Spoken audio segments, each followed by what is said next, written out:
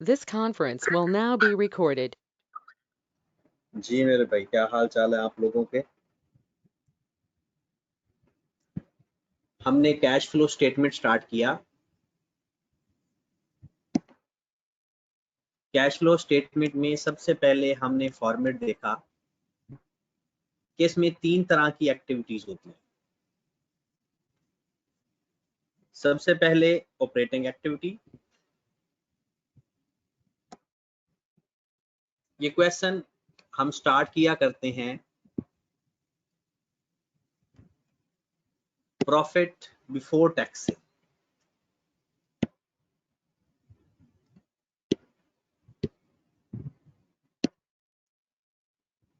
Profit before tax से ये हमारा क्वेश्चन स्टार्ट होता है इनडायरेक्ट मेथड के अंदर।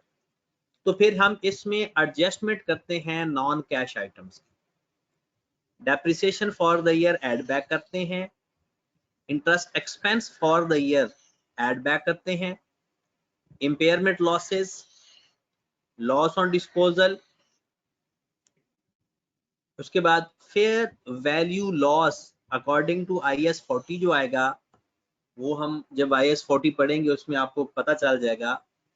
लॉस ऑन इन्वेस्टमेंट, ये तमाम चीजें हैं जो एक्सपेंसेस होते हैं हमारे प्रॉफिट में से हम माइनस करते हैं, हम उनको वापस ऐड बैक कर देते हैं। उसके बाद हम जो वहां पर ऐड करते हैं अपने प्रॉफिट के अंदर gain on disposal, fair value gain, profit on investment, ये हम माइनस कर देंगे। हमारे पास आ जाता है profit before changes in working capital. उसमें हम वर्किंग कैपिटल के अंदर main stock, debtors, net debtors मतलब provision for bad debts minus करके, prepaid, creditors, accrued expense, main इनको एडजस्ट करते हैं। और हमने ये सीखा था यहाँ पे कि करंट एसेट्स और करंट लायबिलिटीज के अंदर कुछ ऐसी चीजें हैं जो वर्किंग कैपिटल चेंजिंग के अंदर नहीं आती, जैसा कि cash, bank, short term investment, interest payable, tax payable, dividend payable, short term financing या short term loan, bank overdraft.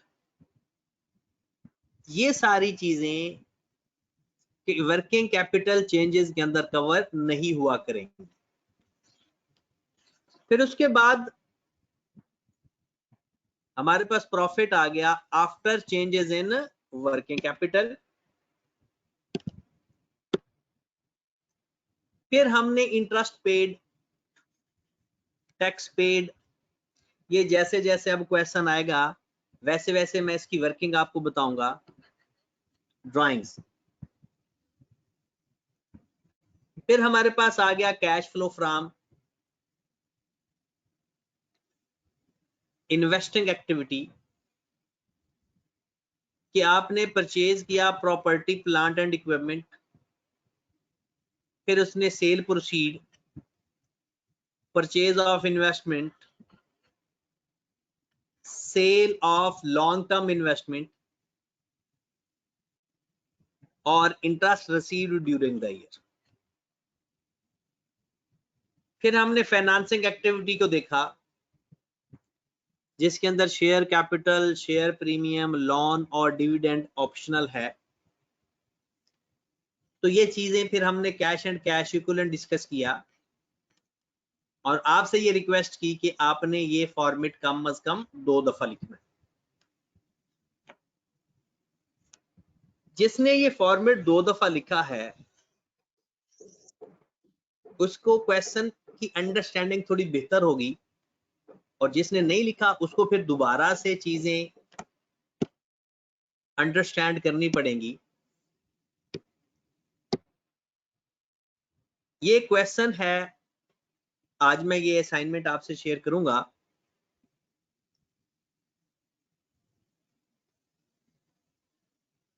जो हमने सॉल्व करना है, सबसे पहले अगर आप गौर फरमाएं, the comparative statement of financial position of Friends Commodities private limited show the following information. Capital account 2014 का और 2015 का। 2014 का ओपनिंग है, 2015 का क्लोजिंग है, और इन दोनों का जो डिफरेंस होगा वो हमारा इंक्रीज या डिक्रीज होगा।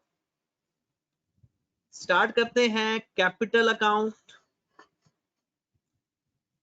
Loan for building, account payable, bonds payable, retained earning, accrued liabilities, ये हमें इंफॉर्मेशन बताई हुई है। फिर उसके बाद land, fixed assets, accumulated depreciation, long term investment, trade receivable उसने खुद ही नेट बता दिए, अगर वो नेट ना बताता तो हम खुद नेट कर लेते। Inventory, prepaid expenses, cash and bank balance. Okay होगी बात।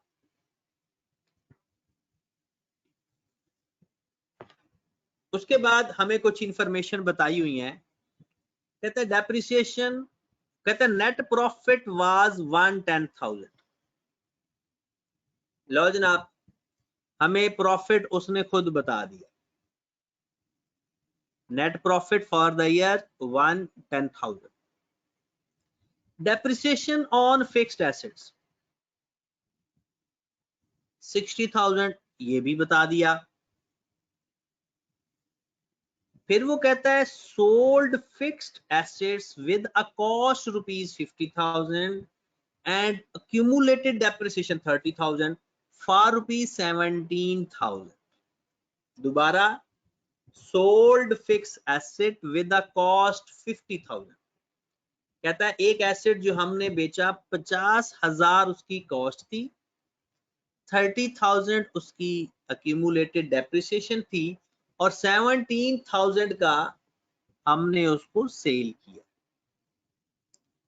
यहां पर हमें गेन हो रहा है या लॉस हो रहा है?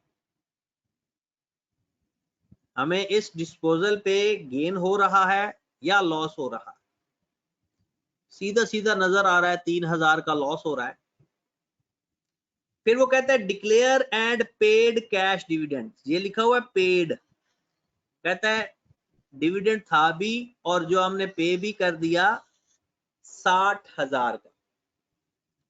कहता है purchase of building for ₹150,000 on credit. ये ऊपर भी ये इंफॉर्मेशन बताई हुई थी कि हमने जो बिल्डिंग खरीदी है 1,50,000 की, वो क्रेडिट पे खरीदी है। क्वेश्चन हमने पढ़ लिया। अब हम बातें करने जा रहे हैं one by one. Her question के अंदर हम किसी एक चीज को पकड़ के डिस्कस करेंगे कंप्लीटली। बात समझ लगी? हर क्वेश्चन के अंदर हम एक या दो चीजों को कंप्लीटली डिस्कस करेंगे, उसके पॉसिबल इफेक्ट्स देखेंगे। डन? फिर जैसे जैसे क्वेश्चन बढ़ते जाएंगे, हर एक चीज डिस्कस होती जाएगी, तो इंशाल्लाह 4 या 5 दिन के अंदर ये कैश फ्लो का टॉपिक हमारा अच्छा भला हो जाएगा। ओके होगी बात? चलें जी, बिस्मिल्लाह करते हैं। फ्रेंड्स लिमिटेड है, Friends Commodities limited.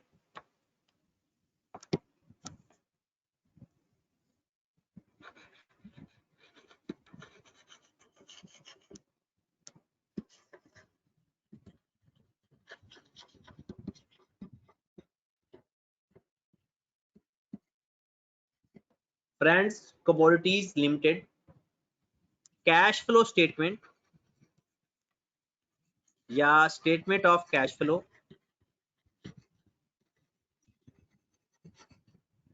For the year ended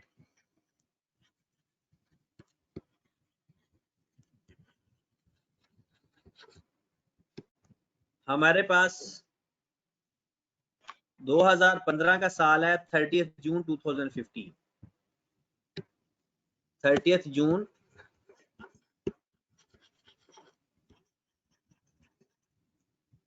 जी मेरे भाई। डबल कॉलम बना लो चाहे सिंगल कॉलम बना लो, बात एक ही है। सबसे पहले हेडिंग देंगे cash flow from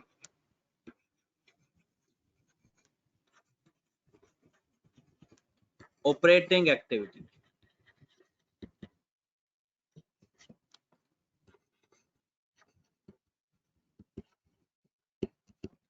cash flow from operating activity.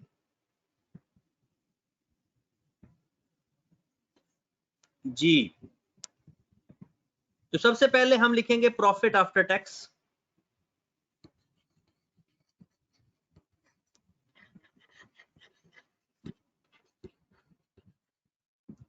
कितना गिवन है जनाब? 1,10,000।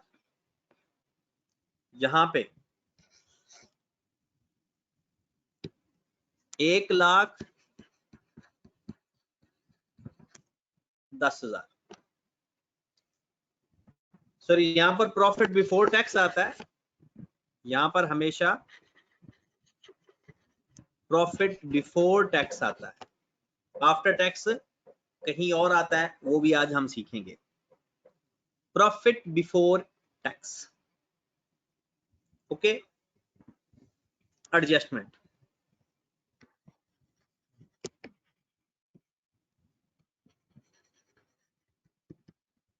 सबसे पहले ऐड होने वाली एडजस्टमेंट लिखते हैं डेप्रिसिएशन फॉर द ईयर।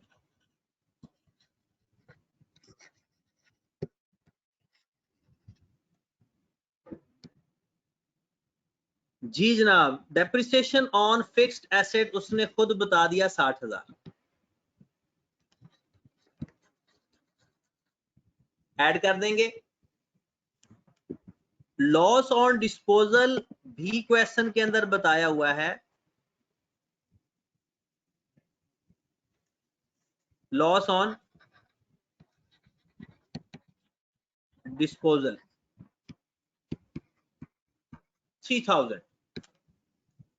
तहजीब का मैसेज आया है कि सर ये जो प्रॉफिट की फिगर है ये तो प्रॉफिट आफ्टर टैक्स है। तो ये बात सारे ही सुन लें, अगर क्वेश्चन के अंदर टैक्स का जिक्र ना हो, अगर क्वेश्चन के अंदर टैक्स का जिक्र ना हो, तो जो अमाउंट गिवन होती है वही अमाउंट प्रॉफिट बिफोर टैक्स भी वही अमाउंट होती है और प्रॉफिट आफ्टर टैक्स भी वही अमाउंट होती है।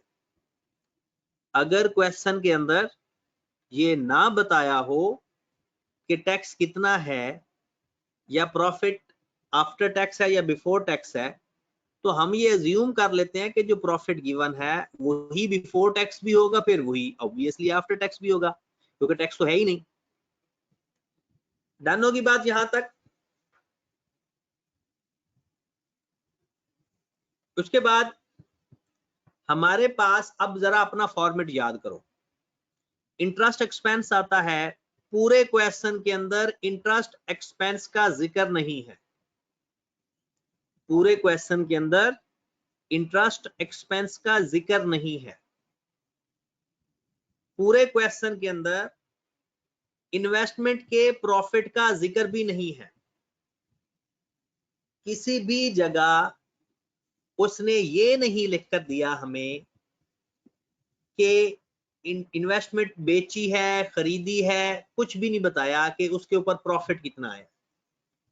तो जनाब सिर्फ ये दो चीजें नजर आ रही हैं profit before changes in working capital में, सिर्फ ये दो चीजें, profit before changes in working capital तक। तो क्लोज कर देते हैं profit before changes in working capital कितना आ गया हमारे पास? प्रॉफिट बिफोर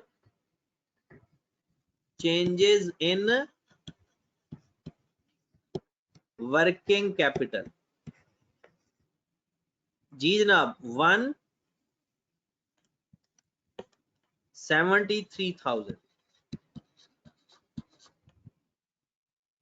ये क्वेश्चन हमने जो फॉर्मेट पढ़ा था वो फुल फ्लेज फॉर्मेट था, लेकिन यहां पर हमने सिर्फ वो चीजें लिखनी है जो हमारे क्वेश्चन में है। उसके बाद आपको याद होगा कि हमने वर्किंग कैपिटल की चेंजिंग देखनी है। क्या कह रहे हो? कोई बंदा सवाल पूछना चाह रहा? चले गए तो प्रॉफिट का सर, प्रॉफिट का दोबारा बता दे, मेरे सिग्नल चले गए। प्रॉफिट अगर तो ना गिवन बताया है हो कि ये आफ्टर एंड बिफोर, तो वो सर वो प्रॉफिट, आफ्टर बिफोर वाली चीज। बात सुने, ये तो प्रॉफिट हमारे पास टैक्स गिवन ही नहीं है ना। जब क्वेश्चन में टैक्स गिवन ही ना हो तो प्रॉफिट बिफोर टैक्स भी वही होता है, प्रॉफिट आफ्टर टैक्स भी वही होता है। अगर क्वेश्चन के अंदर ये ना बताया हो तो प्रॉफिट बिफोर टैक्स और आफ्टर टैक्स एक ही होता है। आ जाए जरा, अब आपने ना मेन चीज देखनी है कि हर बॉक्स के अंदर या हर हेडिंग के अंदर कौन कौन सी चीज कवर होती है। अब वर्किंग कैपिटल चेंजेस के अंदर आपको याद है कि करंट एसेट्स और करंट लायबिलिटीज इस्तेमाल होती हैं। करंट एसेट्स और करंट लायबिलिटीज इस्तेमाल होती हैं। तो जनाब एक इस्तेमाल होगा ट्रेड रिसीवेबल, एक होगा इन्वेंट्री, एक होगा प्रीपेड एक्सपेंसेस, और उसके बाद accrued liabilities, account payable. Done होगी बात? जो हमारा बॉन्ड पेएबल होता है ना वो हमारा लॉन्ग टर्म में आ जाता है। अकाउंट पेएबल हमारी करंट लायबिलिटी, अक्रूड लायबिलिटीज भी current liability, net trade receivable हमारे करंट एसेट्स, इन्वेंट्री और प्रीपेड एक्सपेंस। अगर इनके बारे में कोई अदर इंफॉर्मेशन ना बताई हो तो सिर्फ इसका डिफरेंस ले लेते हैं। ये बात जरा गौर से सुनने वाली है।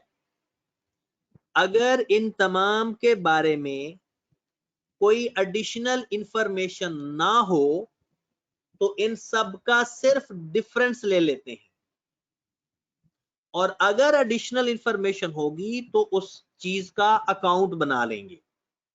दोबारा सुने, वर्किंग कैपिटल चेंजिंग्स के बारे में सुन लें कि अगर इन सब की कोई एडिशनल इंफॉर्मेशन ना बताई हो, अगर एडिशनल इंफॉर्मेशन ना बताई हो तो हम सिर्फ डिफरेंस लेंगे, और अगर एडिशनल इंफॉर्मेशन बताई हो तो जिस चीज की एडिशनल इंफॉर्मेशन होगी उसका अकाउंट बना लेंगे।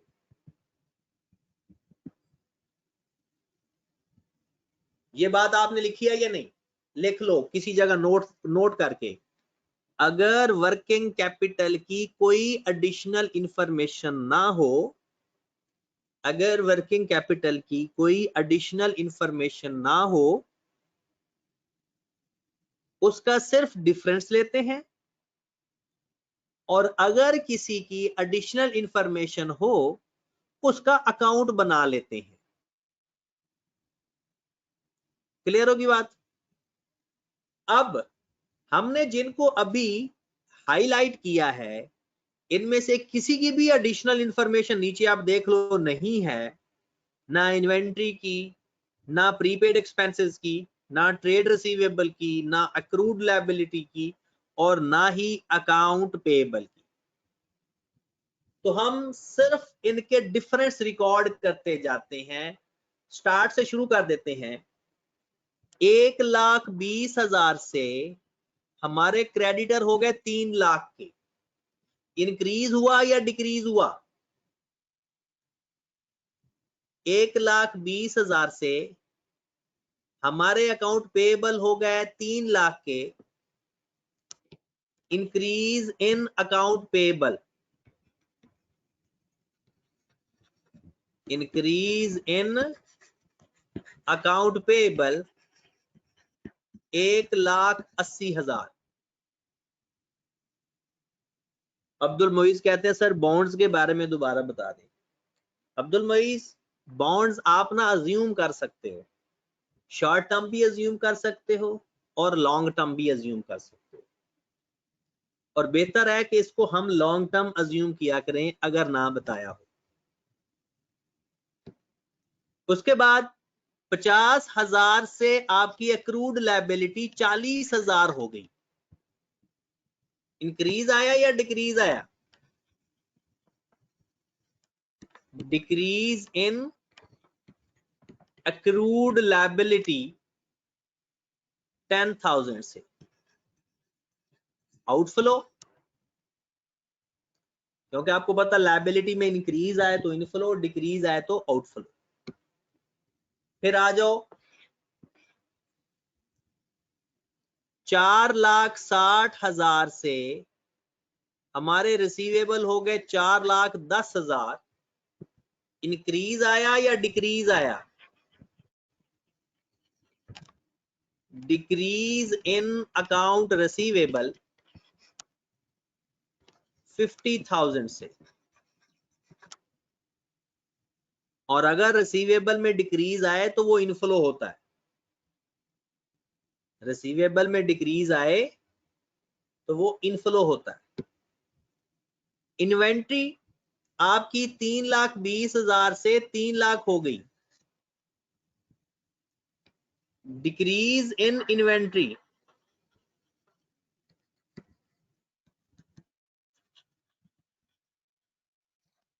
20,000 से इन्वेंट्री में डिक्रीज आया है। जिस शख्स ने फॉर्मेट को 2 दफा लिखा है उसको ज्यादा अच्छी समझ लगेगी एज कंपेयर टू जो कल 100 के गुजार दिया जिसने। लास्ट है प्रीपेड एक्सपेंसेस, 15,000 से 20,000 हो गए, इंक्रीज इन प्रीपेड।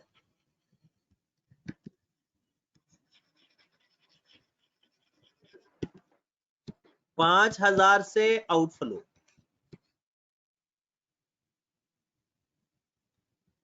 खुबैब कहता है ये इनफ्लो और आउटफ्लो बता दें। खुबैब कल आपने क्लास नहीं ली थी क्या? क्या कल आपने क्लास नहीं ली? कल बताया था कि अगर एसेट्स में इंक्रीज आए तो आउटफ्लो, डिक्रीज आए तो इनफ्लो। करंट एसेट्स और करंट लायबिलिटी में वर्किंग कैपिटल चेंजेस के अंदर अगर करंट एसेट में इंक्रीज आएगा तो आउटफ्लो, डिक्रीज आएगा तो इनफ्लो। और लायबिलिटी इसके उलट है, लायबिलिटी में इंक्रीज आए तो इनफ्लो, डिक्रीज आए तो आउटफ्लो। अच्छा मेरे भाई, क्वेश्चन में बताएं क्या कोई और चीज ऐसी है जो वर्किंग कैपिटल चेंजिंग के अंदर आ रही हो? क्वेश्चन को देखकर बताएं क्या कोई और ऐसी चीज है जो वर्किंग कैपिटल चेंजेस के अंदर आ रही हो? एनीवन?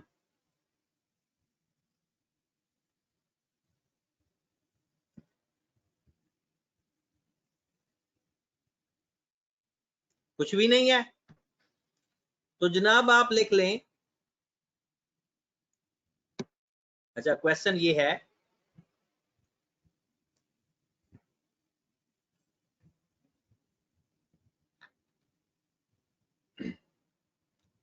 तो अब हमारे पास आ जाएगा profit after changes in working capital.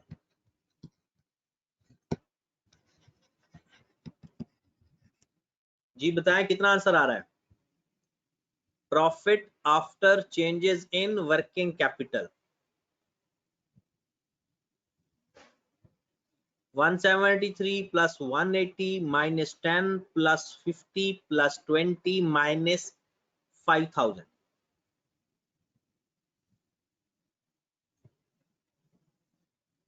408000।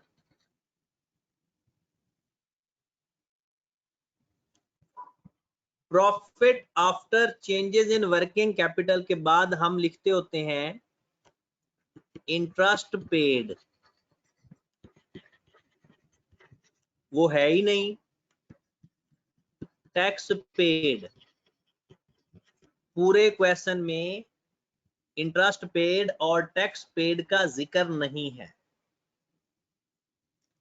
Dividend का जिक्र है, बताओ किधर लिखोगे, क्योंकि डिविडेंड की दो ऑप्शन है, यहां पर ऑपरेटिंग एक्टिविटी में लिख दो या फाइनेंसिंग एक्टिविटी में लिख दो, लेकिन जिधर भी लिखना है फिर पक्के हो जाना है। बताओ किधर लिखा करोगे। डिविडेंड को रिजवान कहता है फाइनेंसिंग एक्टिविटी में लिखेंगे, अब्दुल्ला सर मलिक भी ये फाइनेंसिंग एक्टिविटी को कर रहा है, तो बेहतर भी फाइनेंसिंग एक्टिविटी होती है। तो ये हमारे पास आ गया ऑपरेटिंग एक्टिविटी का कैश फ्लो, खत्म होगी बात। ऑपरेटिंग एक्टिविटी हमारी पूरी हो गई।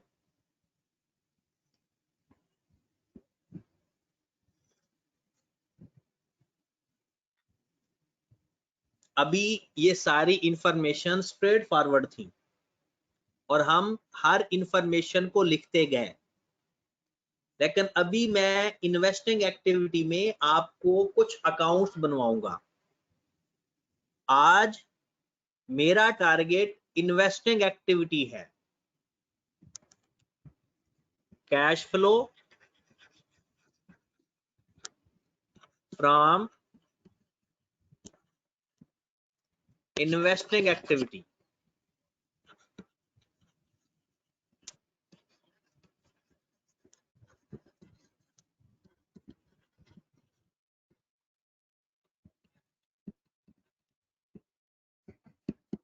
कैश फ्लो फ्रॉम, सबसे पहले हम लिखेंगे purchase of property plant and equipment, working number 1। फिर हमारे पास आएगा सेल प्रोसीड फ्रॉम डिस्पोजल। फिर एक चीज और लिखें, कैश पेड या रिसीव्ड इन एक्सचेंज। वो एक्सचेंज का पता है ना, एक्सचेंज ऑफ एसेट।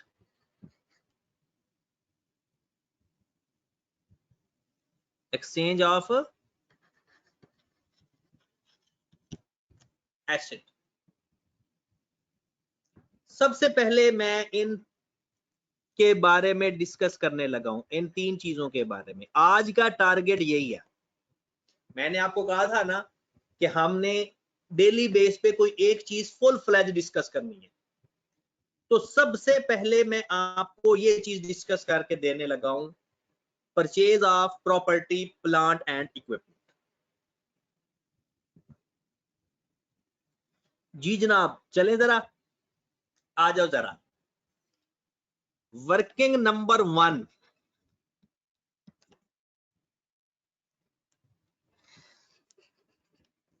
एसेट का अकाउंट बनाएंगे जिसे हम कह रहे हैं property plant and equipment. At cost पे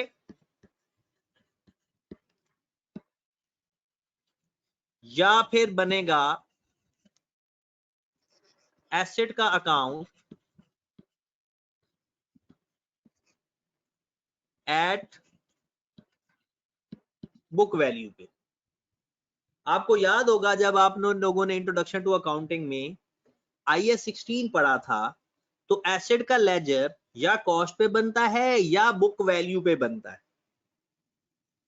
किसी को याद हो या ना हो, सिर्फ इतना बता दें कि ये जो मैंने कॉस्ट और बुक वैल्यू लिखा है, ये डेप्रिसिएशन का मेथड है या लेजर बनाने का मेथड है?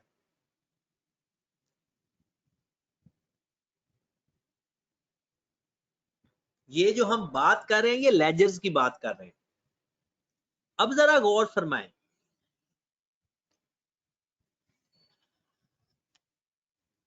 अगर एट कॉस्ट होगा तो उसमें अक्यूमुलेटेड डेप्रिसिएशन का जिक्र होगा।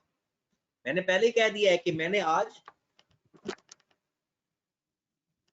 आपको IAS 6 यानी इन्वेस्टिंग एक्टिविटी का ये पोर्शन करवा रहा हूं फुल फ्लेज, बाकियों के बारे में तो डिस्कशन नहीं की, हर पॉइंट की डिस्कशन है। इवन के जो हमने लिखा है ना शुरू में प्रॉफिट आफ्टर टैक्स या बिफोर टैक्स, उसकी भी एक प्रॉपर हिस्ट्री है। आज हम सिर्फ प्रॉपर्टी प्लांट एंड इक्विपमेंट की हिस्ट्री को देखते हैं। तो जनाब क्या करेंगे, ब्रॉड डाउन, एडिशन। एडिशन अब कौन कौन सा हो सकता है ये अब गौर फरमाए जरा। एक एडिशन होगा हमारा लोन के ऊपर, मतलब हमने उधार पे एसेट खरीदा होगा तो हमारा एक एडिशन होगा, उधार पे खरीदने वाला। एक एडिशन होगा एक्सचेंज के केस वाला।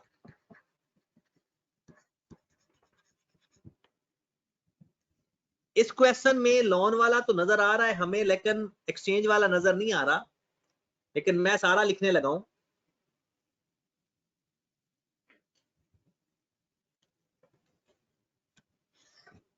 ओके की बात। एक एडिशन होगा कैपिटल वाला, मतलब हो सकता है एडिशन। एक एडिशन होगा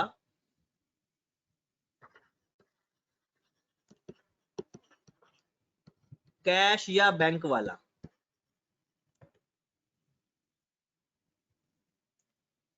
डन होगी बात। इन सब के बारे में पता है।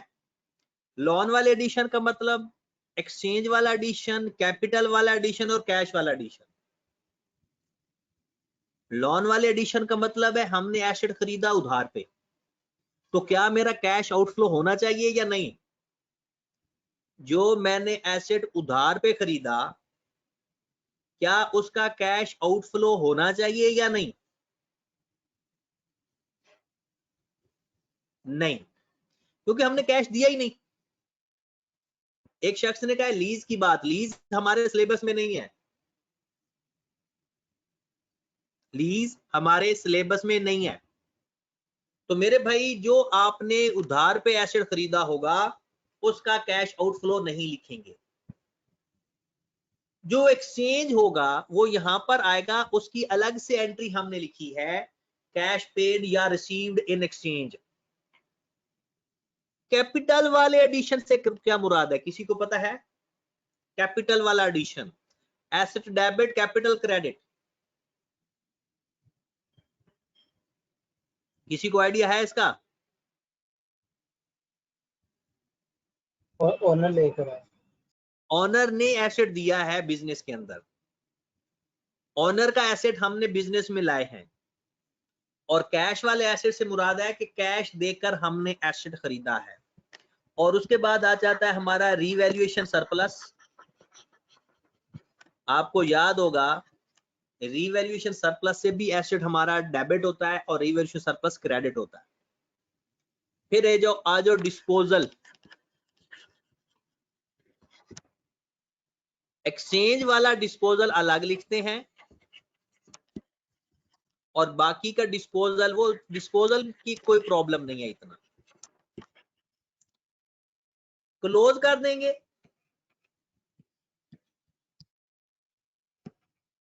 कैरी ऑन भी लिख देंगे। इस पूरे अकाउंट के अंदर जो इंफॉर्मेशन हमें गिवन होगी वो लिखने के बाद, जो इंफॉर्मेशन गिवन होगी वो लिखने के बाद हमारे कैश फ्लो स्टेटमेंट में सिर्फ ये चीज आएगी।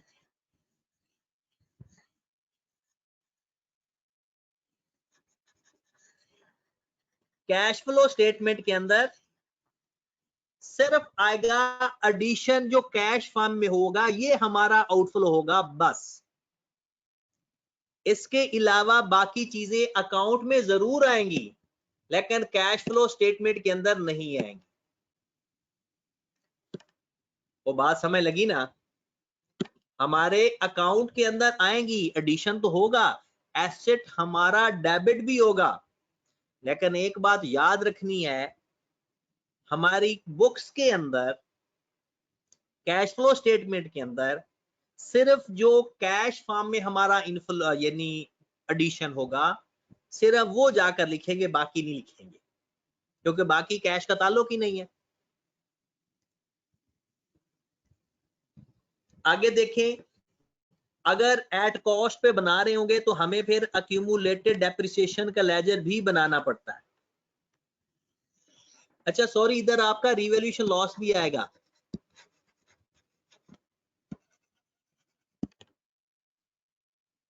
क्रेडिट साइड पर अपना रिवैल्यूएशन लॉस भी लिख लो।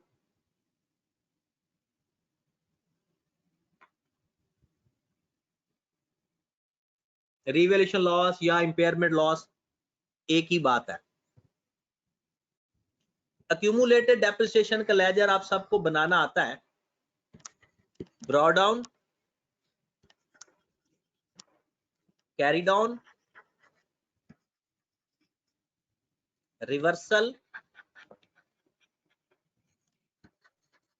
Disposal, depreciation for the year.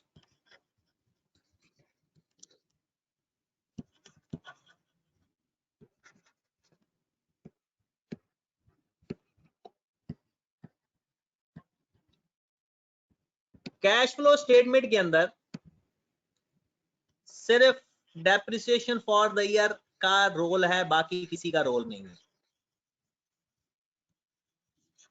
Cash flow statement के अंदर आपको पता है कि जब हम एडजस्टमेंट ये लेजर बनाएंगे, अगर क्वेश्चन के अंदर हमें डेप्रिसिएशन नहीं गिवन होगी, अगर क्वेश्चन के अंदर हमें डेप्रिसिएशन नहीं गिवन होगी तो हम ये लेजर बनाकर फाइंड कर लेंगे। अगर क्वेश्चन के अंदर अक्यूमुलेटेड डेप्रिसिएशन आपको ना गिवन हो, sorry depreciation for the year ना गिवन हो, तो हम लेजर बना लेंगे। दो बातें हो गई। तीसरी बात,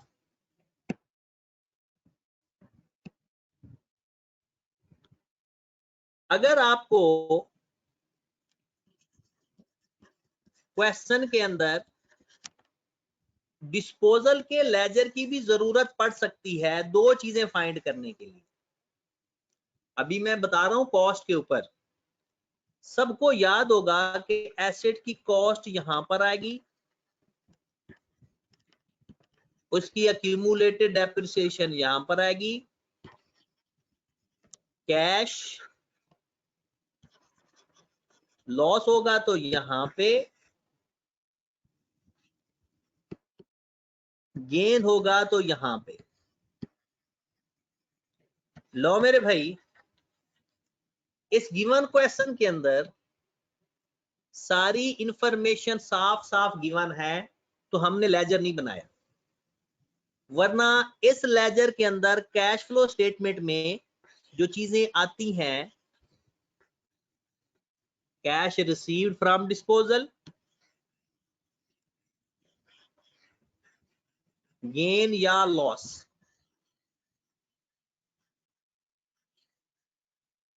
वो पता है ना।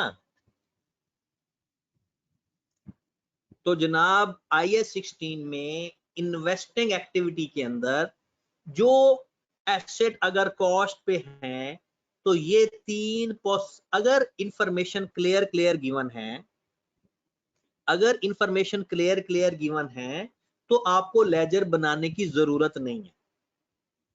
अगर आपको लगता है कि इंफॉर्मेशन मिसिंग है तो उस चीज का आप लेजर बना लो। एसेट का लेजर ये भी हम बनाएंगे भी सही। अक्यूमुलेटेड डेप्रिसिएशन का लेजर जिसको मैंने हाईलाइट किया है, ये इंफॉर्मेशन मोस्टली मिसिंग होती है जो कि हम फाइंड करते हैं। और डिस्पोजल का लेजर, मोहम्मद अली का सवाल था कि सर क्या इस क्वेश्चन में डिस्पोजल का लेजर बन सकता है? बिल्कुल बन सकता है, 100% बन सकता है। मैं आपको अभी बनाकर दिखा देता हूं। आपका एसेट था 50,000 वाला, 30,000 वो डेप्रिशिएट हो गया, 17,000 का आपने सेल किया और 3,000 उसका हमने लॉस रिकॉर्ड किया। ये इस क्वेश्चन का था। तो यही है ना, ये देख लो एडिशनल इंफॉर्मेशन में 50,000 एसेट की कॉस्ट थी, 30,000 उसकी एक्यूमुलेटेड डेप्रिसिएशन थी और 17,000 का हमने बेचा, तो 3,000 हमने लॉस में लिखा और बाकी हमने कहां पे लिखना है? बाकी हम लिखेंगे इन्वेस्टिंग एक्टिविटी में। आ जाओ जरा वापस। अगर आपको लेजर बनाना पड़ जाए बुक वैल्यू पे, और ये भी इंटरेस्टिंग बात है, पेपर में आ जाता है, पता कैसे चलेगा कि हमने अपना लेजर बुक वैल्यू पे बनाना है? आपको क्वेश्चन के अंदर अक्यूमुलेटेड डेप्रिसिएशन गिवन ही नहीं होगी। आपको क्वेश्चन के अंदर अक्यूमुलेटेड डेप्रिसिएशन का बैलेंस गिवन ही नहीं होगा, तो आपने ब्रॉड डाउन लिखना है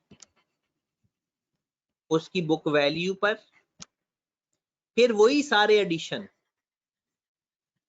बिल्कुल सारे वही, लोन वाला एडिशन, एक्सचेंज वाला एडिशन, कैपिटल वाला एडिशन, रीवैल्यूएशन सरप्लस वाला एडिशन और कैश, कैश पे जो आपने खरीदा हो। डिस्पोजल अब बुक वैल्यू पे आएगा, कॉस्ट पे नहीं आएगा। रीवैल्यूएशन लॉस, इसके अंदर डेप्रिसिएशन फॉर द ईयर भी इसी लेजर के अंदर आता है। जो हम डेप्रिसिएशन फाइंड करते हैं, जो डेप्रिसिएशन हम फाइंड करते हैं वो इस लेजर के अंदर आएगी। और इसमें कैश फ्लो की कौन कौन सी चीज है? डेप्रिसिएशन और जो कैश पे खरीदेंगे। पेपर में दोनों में से कोई एक चीज गिवन होगी और एक हम फाइंड करेंगे। जब बुक वैल्यू पे एसेट का लेजर बनता है तब अक्यूमुलेटेड डेप्रिसिएशन का लेजर नहीं बनाया जाता। जब बुक वैल्यू पे एसेट का लेजर बनाया जाता है तब अक्यूमुलेटेड डेप्रिसिएशन होता ही नहीं। बात हो गई खत्म। अब हम जा रहे हैं अपने क्वेश्चन की तरफ। सबसे पहले आपने मुझे ये बताना है कि ये आपके पास क्वेश्चन है, लैंड को अलग ही देख लेते हैं क्योंकि लैंड डेप्रिशिएट नहीं होता, और फिक्स्ड एसेट्स को, बाकी तमाम फिक्स्ड एसेट्स को अलग देख लेते हैं। ये आपके पास अक्यूमुलेटेड डेप्रिसिएशन भी गिवन है। मुझे आपने ये बताना है, सिर्फ इतना बताना है कि कॉस्ट पे लेजर बन रहे हैं या बुक वैल्यू पे लेजर बन रहे हैं।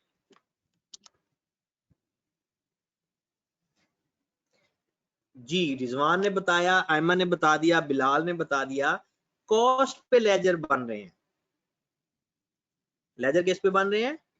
कॉस्ट पे। ओके होगी बात? तो बनाओ जरा फिर। हम अपना यहां पर अपने दोबारा फॉर्मेट पे चलते हैं।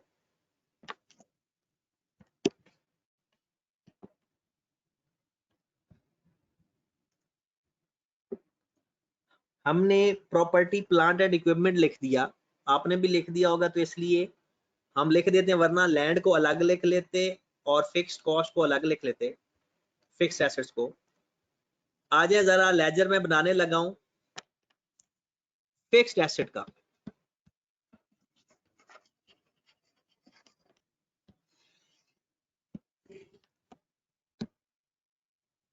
वर्किंग नंबर 1 जी, ब्रॉड ऑन है 1900,000। ब्रॉड ऑन क्या है?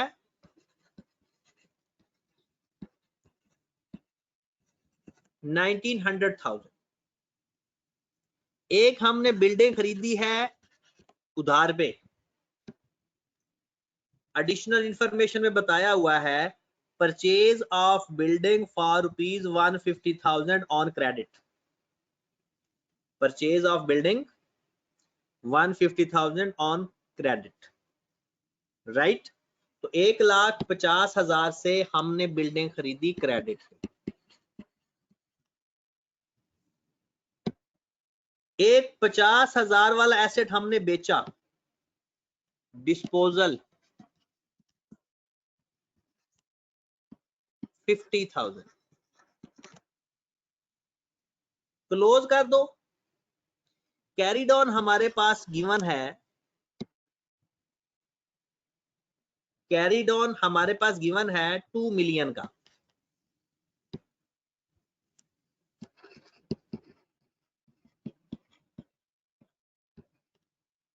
लो मेरे भाई क्लोज करो जरा। 2050,000 2050,000 कैश पे एडिशन जो बैलेंसिंग फिगर है वो कैश पे एडिशन आएगी। कोई आ रहा है कैश पे एडिशन? नहीं।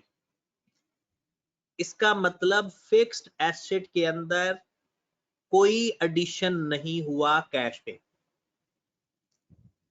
हम अपना लेजर बनाएंगे, जो जो इंफॉर्मेशन गिवन होंगी वो पुट कर लेंगे। जो 99% जो बैलेंसिंग फिगर आती है वो हमारा कैश वाला एडिशन आता है। तो इसमें दोनों साइड आपस में टैली हो रही हैं। इसका मतलब कोई भी चीज कैश पे एडिशन नहीं हुआ। लेकिन लैंड हमारी पहले 3 लाख से 5,60,000 हुई है। लैंड हमारी 3 लाख से 5,60,000 हो गई है और ये डेप्रिशिएट भी नहीं होती। सिंपल इसका डिफरेंस ले लो। कितने का डिफरेंस है? 2,60,000 का। इसका मतलब है हमने 2,60,000 से लैंड खरीदी है। ये भी प्रॉपर्टी प्लांट एंड इक्विपमेंट में आता है। तो ये हम लिख लें 2,60,000 लैंड के नाम से। 2,60,000 ये हमारा आउटफ्लो आ जाएगा लैंड के नाम से। आप परचेज ऑफ लैंड भी लिख सकते हो। प्रॉपर्टी प्लांट एंड इक्विपमेंट की जगह लैंड भी लिखा जा सकता है कि हमने 2,60,000 की लैंड खरीदी तो हमारा कैश आउट हुआ होगा। Cell proceed from disposal 17,000। ये किसी को पता है? सेल प्रोसीड फ्रॉम डिस्पोजल, जो 50,000 वाला एसेट 17,000 का बेचा था। इस पूरे क्वेश्चन के अंदर एक्सचेंज का जिक्र नहीं है और हमने ये लाइन भी नहीं लिखेंगे। जब क्वेश्चन के अंदर अगर एक्सचेंज का जिक्र नहीं होगा तो हम ये लाइन भी नहीं लिखेंगे। ये तो आपको समझाने के लिए था। हाँ जी, आज हमारा ये मेन टारगेट था जो कि आज हमने कंप्लीट किया। सारी बातें इसके बारे में डिस्कस की टोटल। इसके अलावा इसमें कोई बात नहीं आएगी। फिर आ जाओ जरा, इन्वेस्टमेंट भी है, लॉन्ग टर्म इन्वेस्टमेंट। पहले 25,000 थी, अब 50,000 होगी। इन्वेस्टमेंट खरीदी है या बेची है?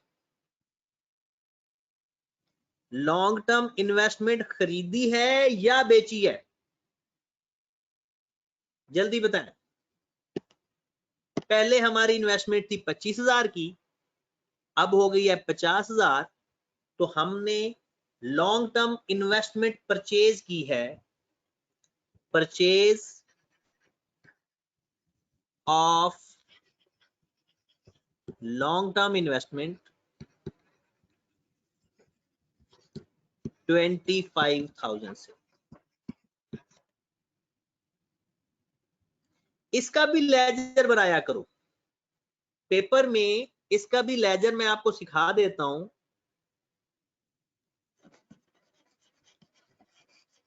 वैसे जरूरत नहीं होती। Brought on 25,000, carried on 50,000। अगर इन्वेस्टमेंट सेल करो तो क्रेडिट साइड पर आ जाती है, अगर परचेज करो तो डेबिट साइड पर आ जाती है। ये हमारी बैलेंसिंग फिगर आ गई। अगर सेल करते तो क्रेडिट साइड पर लिखते, परचेज करते तो डेबिट साइड पर आ जाते। ये बिल्कुल नॉन करंट एसेट का ही लेजर है। लो मेरे भाई, इन्वेस्टिंग एक्टिविटी आपकी पूरी हो गई और आज हमने सारी बात इन्वेस्टिंग एक्टिविटी के ऊपर की है। कल मैंने फाइनेंसिंग एक्टिविटी को खत्म करना है। इस तरह बारी बारी जैसे जैसे, यानी मैक्सिमम 5 दिन होंगे, जिनमें से आज का दिन इंक्लूड है, और बाकी हमारे 4 दिन हैं जिसमें सारी चीजों के बारे में मैंने बारी बारी बात करनी है। और जिस चीज के बारे में मैंने बात करनी है आप उसको अपनी समरी में ऐड करोगे। आज आपने फॉर्मेट के बाद प्रॉपर्टी, प्लांट एंड इक्विपमेंट के बारे में लिखना है कि उसके बारे में क्या क्या चीजें पॉसिबल हो सकती हैं। खत्म होगी बात। मुझे बताओ कि अब्दुल मोइज कहते हैं कि सर बुक वैल्यू पर हो तब भी हम डिस्पोजल का लेजर बनाएंगे। डिस्पोजल का लेजर तब तब बनता है जब तक हमें कोई चीज उसकी डायरेक्ट ना मिल रही हो। जी बताएं जनाब, इन्वेस्टिंग एक्टिविटी से इनफ्लो या आउटफ्लो कितना आ रहा है? 260 प्लस 17 माइनस 25, 268,000 का आउटफ्लो आ रहा है। 268,000 का आउटफ्लो आ रहा है। चेक करो जरा सबका ठीक है या नहीं।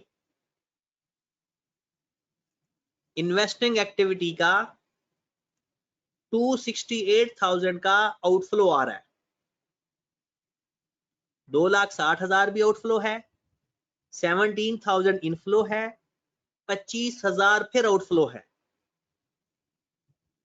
डन। आगे चलो फिर financing activity.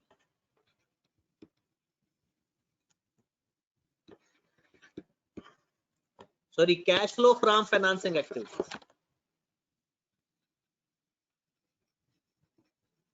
Cash flow from financing activity. जी आ जाओ जरा। आज मैं उसकी फुल फ्लैज बातें नहीं करूंगा, सिर्फ क्वेश्चन सॉल्व कर दूंगा। 7,10,000 से हमारा शेयर कैपिटल हो गया है 9,10,000। 7,10,000 से हमारा शेयर कैपिटल हो गया 9,10,000। इंक्रीज हुआ या डिक्रीज हुआ? Increase in capital.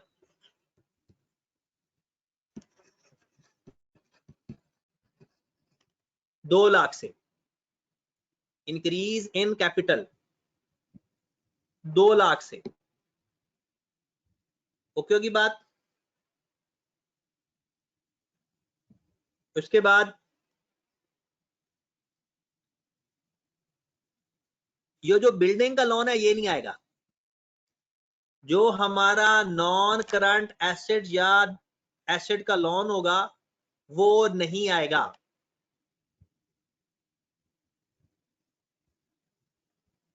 ठीक होगी बात।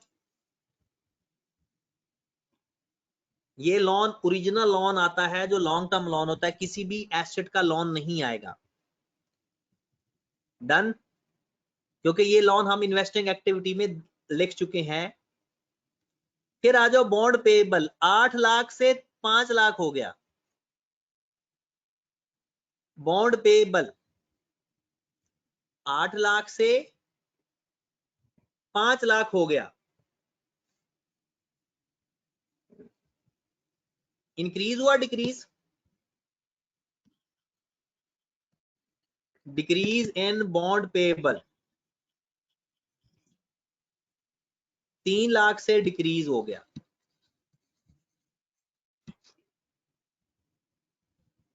ओके होगी बात। हाँ जी, ये चीज भी हमारी होगी। मैं पहले अरेज कर दूं, अभी सिर्फ फाइनेंसिंग एक्टिविटी को देखते हैं। कैपिटल भी हमारा हो गया, ये आता ही नहीं है इसमें। अकाउंट पेएबल भी नहीं आता, बॉन्ड पेएबल भी हो गया। उसके बाद डिविडेंड 60,000 का पे किया हमने। आ जाओ जरा, डिविडेंड पेड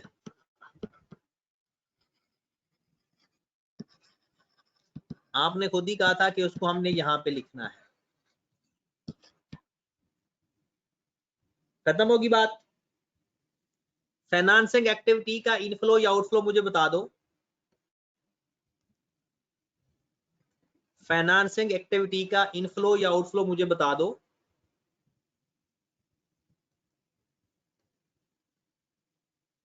जी,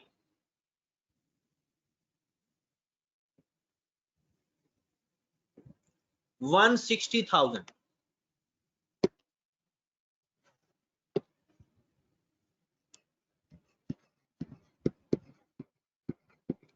आउटफ्लो। चले मेरे भाई, तीनों एक्टिविटीज पूरी हो चुकी हैं। अब आप मुझे नेट इंक्रीज या डिक्रीज बताएं।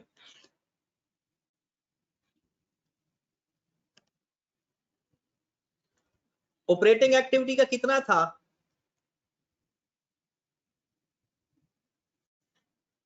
चेक कर ले। ऑपरेटिंग एक्टिविटी है 408,000 inflow,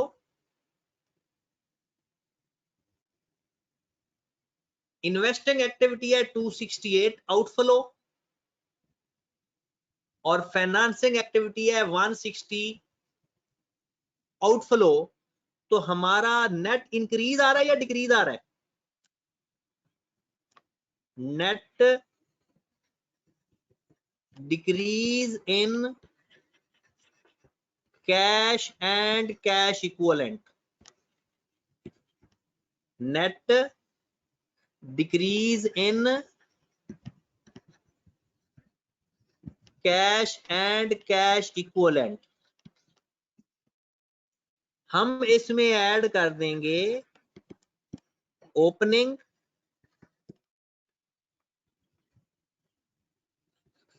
cash and cash equivalent.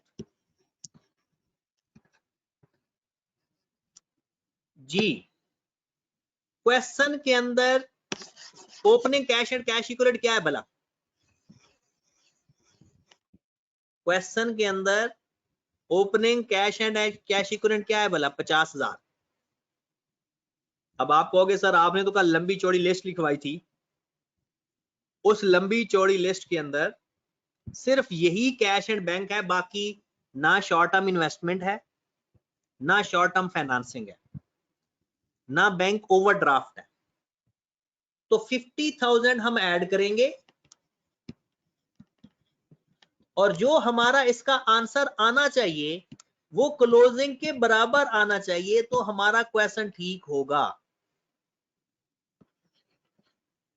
During the year जो इंक्रीज आया कैश एंड कैश इक्विवेलेंट का, उसके अंदर अगर हम ओपनिंग ऐड कर दें और अगर हमारा क्लोजिंग के बराबर आ जाए तो हमारा आंसर ठीक होगा। लो जी, ये हमारा closing cash and cash equivalent है। इसका मतलब है कि उम्मीद की जा सकती है कि आपका ये क्वेश्चन बिल्कुल ठीक है। डन होगी बात। तो ये हमारा एक क्वेश्चन हमने किया छोटा सा। कल का जो आप का होमवर्क है, आपने ये क्वेश्चन दोबारा कंप्लीट करना है। दोबारा क्वेश्चन एक दफा या दो दफा लाजमी करना है। और मैंने सिर्फ बात अभी किसके बारे में आपको सिखाई है, इन्वेस्टिंग एक्टिविटी की, बाकी इंफॉर्मेशन सारी क्लियर थी। उसके बाद आपने क्वेश्चन नंबर 3 भी करना है, ठीक है। इसमें भी सारी वही चीजें हैं, ठीक है। इसमें भी सारी की सारी वही चीजें हैं, कोई भी नई बात नहीं है। तो आपने कल पहले क्वेश्चन नंबर 2 करना है, फिर जाकर क्वेश्चन नंबर 3 करना है। पहले क्वेश्चन नंबर 2 करना है, फिर जाके क्वेश्चन नंबर 3 करना है, ठीक है। तो कल इंशाल्लाह हमने फाइनेंसिंग एक्टिविटी के ऊपर बात करनी है। अच्छा, इसमें मैं एक चीज आपको बता देता हूं, बल्कि बताने की जरूरत नहीं है, सारी चीजें गिवन है। तो कल ये क्वेश्चन आप करना कंप्लीट, मैं भी इंशाल्लाह आपका हो जाएगा। और कल मैं आपको इंशाल्लाह फाइनेंसिंग एक्टिविटी के बारे में डिस्कस करूंगा। आज हमारी इन्वेस्टिंग एक्टिविटी की डिस्कशन, ठीक है। और फिर उसके बाद एंड पे हम ऑपरेटिंग एक्टिविटी को डिस्कस करेंगे। ओके जी, अल्लाह हाफिज। अच्छा, कुछ बच्चों ने टेस्ट का कहा था, टेस्ट डिस्कस होगा। कुछ बच्चों ने सॉल्व करके सेंड कर दिया, कुछ बच्चों ने नहीं किया। पहले सारे लोग अपना टेस्ट कंप्लीट करें, ठीक है। और ये असाइनमेंट भी मैं सेंड कर देता हूं, असाइनमेंट मैं सेंड कर देता हूं। ओके जी, अल्लाह हाफिज।